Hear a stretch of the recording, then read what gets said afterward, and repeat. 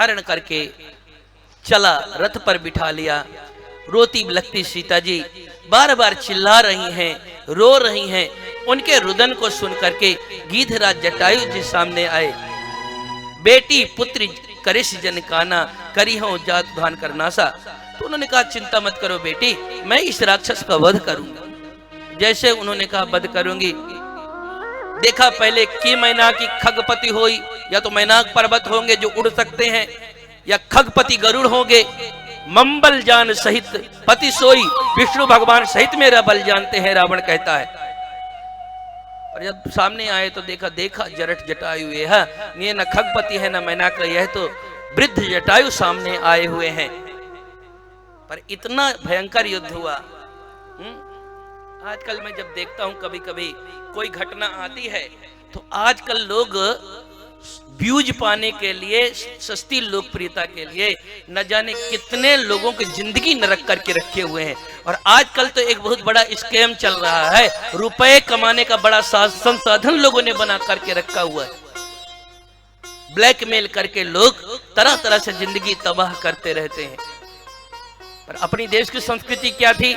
एक वृद्ध जटायु गीध अधम खल आमिष भोगी, जो सबसे अधम पक्षियों में माना जाता है, अपने देश की बेटी पर अगर अत्याचार हो रहा है, हरण हो रहा है, तो देश का एक पक्षी जटायु सामने आ गया। और ऐसे नहीं आया, जैसे वृद्ध पिता के सामने भी कोई उसकी बेटी को कुदृष्टि डाले, वह क्रोधित होकर के प्राण न्यौछावर कर देगा। ऐसे क्रोधित होकर के जटायु जी जब आक्रमण किए, तो दशानन की उसकी चंद्रहास खड़ग गिर गई। चोचन मार बिदारिशते ही, मार चोंचों से, पंजों से उसको विदीर्ण कर दिया। एक क्षण के मूर्छित होकर के रथ से रावण गिर गया। सीता जी को उठा करके फिर नीचे रख दिया। इतना भयंकर कौशल युद्ध किया उन्होंने। रावण आश्चर्यचकित था, इतना बल इसके पास आ कहां से रहा है? उसके पास इतना बल नहीं था।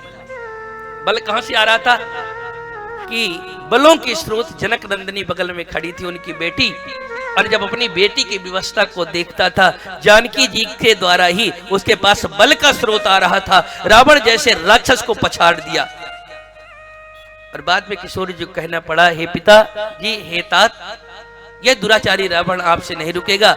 आप मुझको भले जाने दें, पर अपने प्राणों की आप रक्षा कर ले। पर वो एक नहीं माने।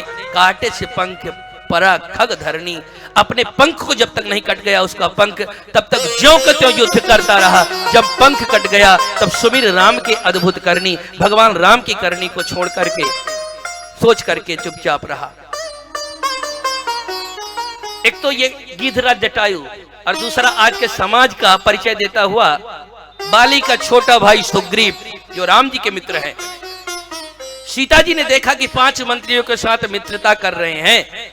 उन्होंने अपने कुछ अंगों के आभूषणों को उतार करके सुग्रीव के पास में उन्होंने भेजा। सुग्रीव ने रखा, और सुग्रीव कह भी रहा है कि गगन पंथ दे की मैं जाता, गगन पंथ दे की मैं जाता, परे बस परी बहुत पील पाता, परे बस परी बहुत पील पाता।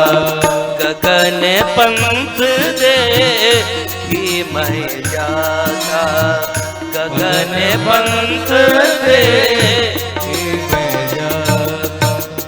गगन पंथ देखी मैं जाता, आसमान से जाते हुए मैंने किसी देवी को रोते हुए बिलखते हुए मैंने देखा।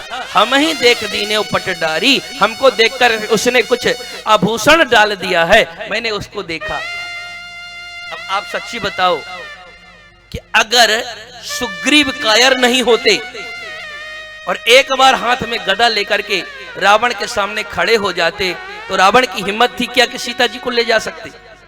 बाद में बल आया, अकेले सुग्रीव जी लंका में घुस गए, पर उस दिन उन्होंने हिम्मत नहीं दिखाया। वो कहीं न कहीं आभूषण को संभालने में लगे रहे। ऐसे आज का समाज केवल वीडियो बनाने में न लगे, केवल वीडियो में केवल व्यूज की चिंता न करे, हमारी बहन बेटियों की, हमारे समाज की रक्षा करने की चिंता करना अगर प्रारंभ कर दे तो निश्चित तौर पर कहते हैं न जाने हमारी बहन भी कितनी बहन बेटियों का जीवन बच जाए, नरक से उनका एक अच्छा जीवन उनको मिल जाए। पर आजकल न जाने समाज को क्या हो गया, सुग्रीव बन करके बैठा केवल दृष्टा है।